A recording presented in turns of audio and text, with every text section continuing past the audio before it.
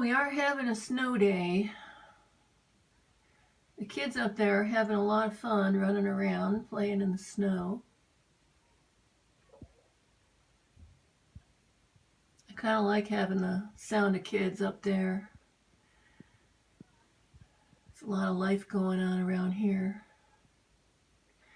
So what you're looking at in my window are Fresnel lenses. They were developed by a French physicist for use in lighthouses. So they could focus the light over a long distance with a very thin lens. And I learned about this stuff from my dad because he was extremely intelligent and was always curious about everything, and he loved optics and optical illusions and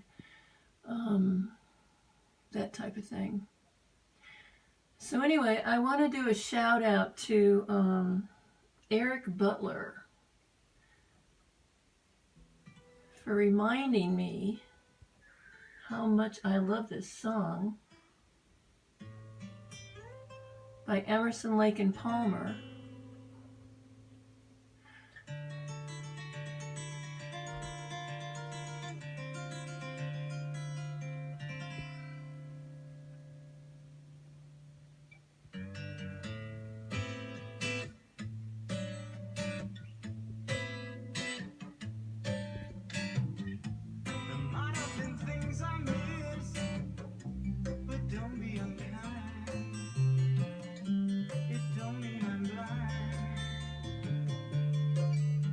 Anyone who hears this song has got to fall in love with it.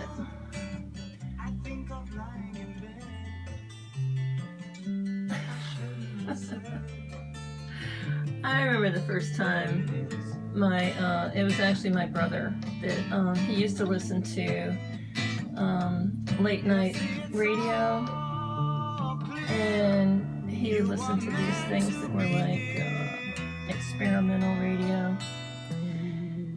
So anyway, when I was about 5, Dad moved us to Marietta.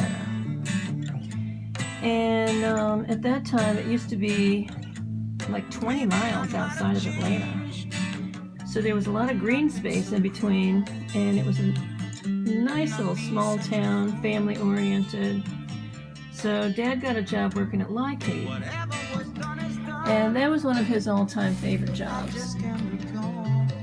But the problem with that is they got government contracts. So he kept getting laid off all the time. And he had a young family with 3 little kids. I was 5. My sister was just born. So he eventually moved us back north.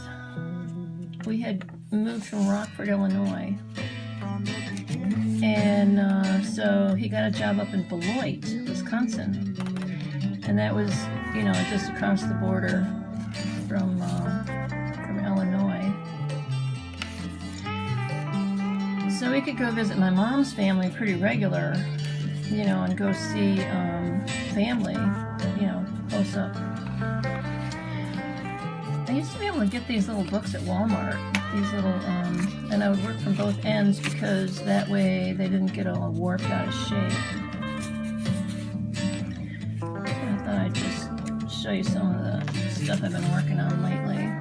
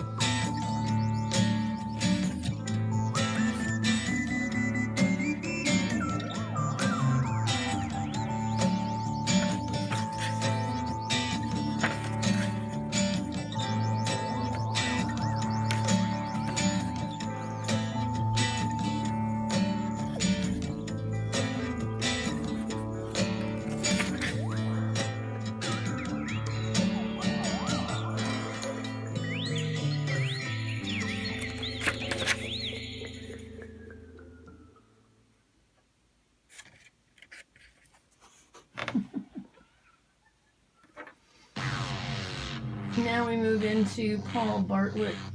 Now we have an unidentified flying object. Oops. Now we have an unidentified flying object. This is like spacey music. I got this off of Third Phase. I think it's called Third Phase of the Moon.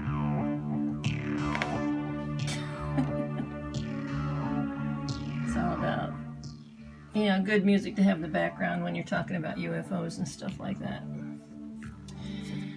So, let's see, some of these first ones here, these are more or less notebooks on how to make these drawings, like how simple they are. You start out with a few lines and then you end up with something real complicated.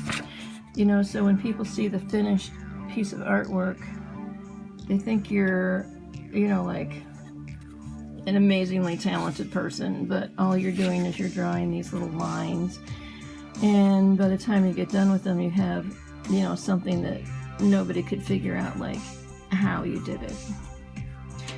And a lot of this stuff, I just get off. There's like these people who have instructional videos on YouTube on how to do this. So I spend a lot of time, you know, watching YouTube videos and of all kinds, you know, art ones, cooking ones, animal ones, UFOs, Nazis in Antarctica, sort of a eclectic collection of all kinds of stuff. And what is that? These notifications come in, they interrupt my life. So ever since I was a kid, this is an instructional one for this one. I read a lot of science fiction when I was a young teenager. Actually, I was in the 6th grade. I always remembered this because this was one of those transformational things that happened in my life. In the 6th grade, you're still in the same classroom, and you're not changing classrooms yet. So this one's kind of neat because what I ended up doing was embellishing it, making it look different. And I found a book on the bookshelf in the back of the room called Space Cadet by Robert Heinlein. And he would write, I guess, you know, like adventure stories, science fiction adventure stories. This is the one I'm working on right now. And so anyway, I was just absolutely blown away by, you know, this was like a genre of, you know, literature I had never heard of before. I read a lot of, you know, like all the Mark Twain stuff and, what was it, Tom Swift and his, he was like a young inventor. It was actually written for young boys, but I totally enjoyed the science of it and everything. And of course, Nancy Drew, you know, and that kind of stuff, because that's what we had back then. And I was just, you know, just a voracious reader. So when I started reading science fiction, I started getting a whole different point of view about the world. And the thing that I loved about it the most was the alternative cultures and the different ways that, you know, people could align themselves in, I guess it was not really civilizations, but, you know, just how you live with each other, and different than the kind of thing that I grew up in. So, oh, and I also have to tell you, there was a time when Dad actually was taking us, there was this used bookstore downtown. This is when we lived in Syracuse. And in the basement they had all these, well, it was a bookstore, but they had all these used bookstores. Well, that's when I found all of this Edgar Casey and, you know, all kinds of crazy stuff like that, and started believing in reincarnation. So that sort of got me off on another whole new tangent, and feeling like, you know, you're kind of brought up in this world where people are telling you about stuff and you're trying to make sense of it all, and then you find out about some alternate point of view and it totally like rocks your whole world. And so that's what, you know, the Edgar Casey stuff did for me. And then I just totally went off and just, you know, like read everything I could on, you know, alternative thought type things like that. And I was basically the only one in my family that did that. So I didn't have anybody to really talk to about it. But, let's see, I'm trying to think where this story's going.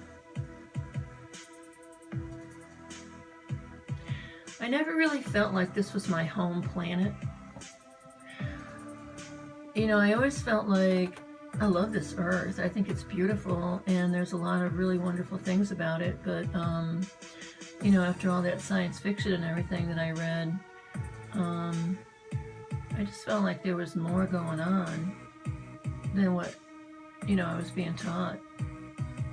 And then, you know, another big aha moment that I had, I was in junior high, and I had this English teacher, and her name was Mrs. Sunshine. I thought she was joking when she first told us that, but it was true. Her name was Mrs. Sunshine, and she was a person who would tell us stuff about the world that I hadn't heard before. I mean, she taught us a whole lot more than just English. And one day, she told us about the concentration camps in the United States. And I'm like, what? Are you kidding me? And, you know, and they rounded up the Japanese, and, well, you know the story.